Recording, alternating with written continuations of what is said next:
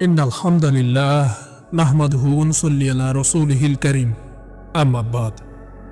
আমার প্রাণপ্রিয় মুসলিম ভাই ও বোন, অ্যাপস্টেইন ফাইলসের ভয়ঙ্কর চিত্রগুলো দেখে নিশ্চয়ই আপনারা শিউরে উঠেছেন। বারবার ভাবছেন কত ভয়ঙ্কর বিভৎস কর্মকাণ্ডে লিপ্ত পশ্চাত্যের এই অসভ্যগুলো। এগুলো তো এদের জঘন্যতার সামান্য কিছু চিত্র। এদের রূপ আরও হিংস্র, আরও ভয়ঙ্কর। এদের কর্মকাণ্ড আরও নোংরা ও জঘন্য।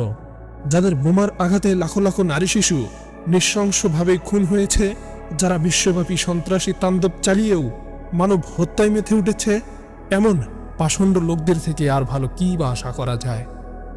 আইয়ামে জাহিলিয়াতের বড় বড় মানুষের চাইতেও এরা আরও নিকৃষ্ট।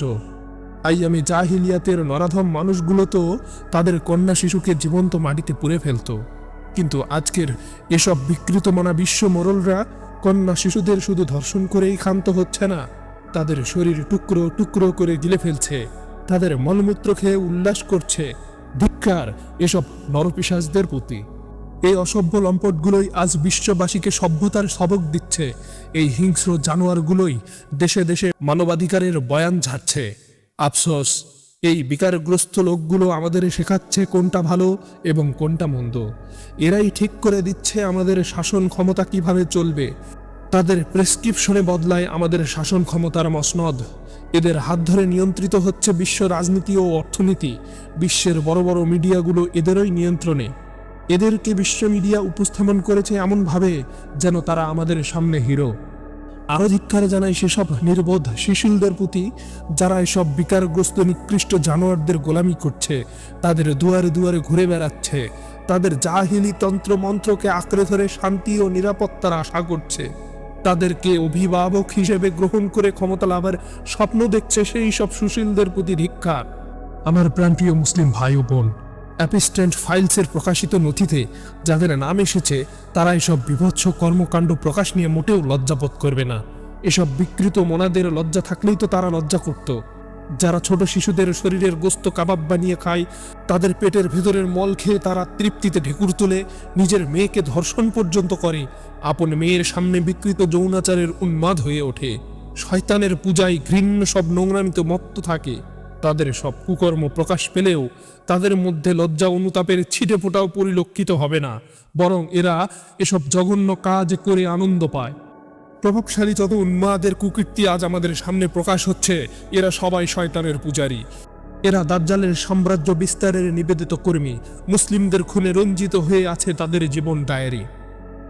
এরা নিজেদেরকে যতই আধুনিক ও প্রগতিশীল গড়ে বেড়াক, বস্তুত এরা পশুর চেয়েও অধম।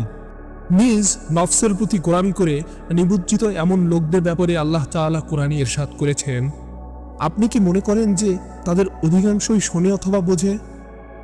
তারা তো চতুষ্পদ জন্তুর মতো, বরং তারা আরো অধিক পথভ্রষ্ট। আমার প্রিয় মুসলিম ভাই ও বোন, এসব লম্পট নরাধদের অবস্থা দেখে আমি অবাক হচ্ছি না। আমি বরং ভাবছি মুসলিম ভূখণ্ডের সেসব নির্বোধ মানুষগুলোর কথা, যারা এখনো এই অসভ্য লম্পটদের মতবাদ প্রতিষ্ঠা করে শান্তি শৃঙ্খলা রক্ষার স্বপ্ন দেখে। এদের কাছ থেকে সভ্যতার সবক নিচ্ছে তারা। এদের শিখিয়ে দেওয়া বুলি উড়িয়ে বেড়াচ্ছে। আজ কোথায় তাদের পশ্চিমা প্রভুদের নারী অধিকার ও শিশু অধিকারের থিওরি? কোথায় তাদের মানবাধিকারের চিন্তা কর্ষকগুলি? এই মানুষগুলো কি বোধহয় হবে? তারা কি অন্তত এই শিক্ষাটুকু নেবে? হায়, আমরা কাদের পিছনে ছুটছি? আমাদের সামনে না এরা নারী ও শিশুদের নিরাপত্তা নিয়ে সচেতনতার আওয়াজ তুলে তালেবান শাসিত ইমারতে ইসলামিয়া আফগানিস্তানে সুখে শান্তিতে বসবাসরত নারীদের নিয়ে উদ্বেগ প্রকাশ করে? আল্লাহ তাআলা বলেন, তারা কি তবে জাহিলিয়াতের বিধান চায়? বস্তুত আল্লাহর বিধিবিধান থেকে যখন মানুষ বিমুখ হয়ে যায়, তখনই তারা জাহিলিয়াতের ঘোর অন্ধকারে ডুবে যায়। জাহিলিয়াতের মন গড়া মতবাদের ছোবলে যারা হারিয়ে ফেলে মনুষ্যত্ব ও নৈতিক চরিত্র, তখনই বিশ্বজুড়ে ছেয়ে যায় নোংরামিতে অশ্লীলতা আর লম্পটদের ঘৃণ্য সব বিকৃত যৌনাচার, যেখানে মানুষের জানমালের কোনো নিরাপত্তা থাকে না। প্রকৃতপক্ষে ইসলামী শরিয়ার পূর্ণ বাস্তবায়নই পারে মানুষের নিরাপত্তা নিশ্চিত করতে, সমাজ থেকে সকল অনাচার দূর করতে, যেখানে নারী ও শিশু সকলেই নিরাপদে থাকবে। আমার প্রিয় মুসলিম ভাই ও বোন, যতদিন না আমরা ইসলামী শরিয়ার শাসনের অধীনে আসব, ততদিন লম্পটদের বিষাক্ত আগ্রাসনে মানুষের জীবন বিপন্ন হতেই থাকবে। অ্যাপস্টাইন ফাইলসের ভয়ঙ্কর চিত্রগুলোর মতো বর্বরতা মহামারী হয়ে ছড়িয়ে পড়বে প্রতিটি দেশের দেশে। এদের ভয়ঙ্কর কুকর্ম যে শুধু সেই দ্বীপের মধ্যেই সীমাবদ্ধ ছিল তা কিন্তু নয়, বিভিন্ন দেশেই তাদের শিকড় বিস্তৃত। এরা যা কিছু করে চলেছে তারা সামান্য কিছু কেবল প্রকাশ পেয়েছে। এদের রূপ আরো ভয়ঙ্কর, আরো বিপদসহ এদের কৃতকর্ম। এরা কিসের গোলামিতে লিপ্ত আর কারা এদের গোলামি করে যাচ্ছে সবই একদিন প্রকাশ পাবে, উন্মোচিত হয়ে যাবে তাদের গোপন নথি। আল্লাহ তাআলা বলেন, সেদিন মানুষ বিভিন্ন দলে প্রকাশ পাবে যাতে তাদের কৃতকর্ম তাদেরকে দেখানো হয়। অতএব কেউ অনুপরিমাণ সৎকর্ম করলে তা সে দেখতে পাবে, আর যদি কেউ অনুপরিমাণ অসৎকর্ম করলেও সে তা দেখতে পাবে।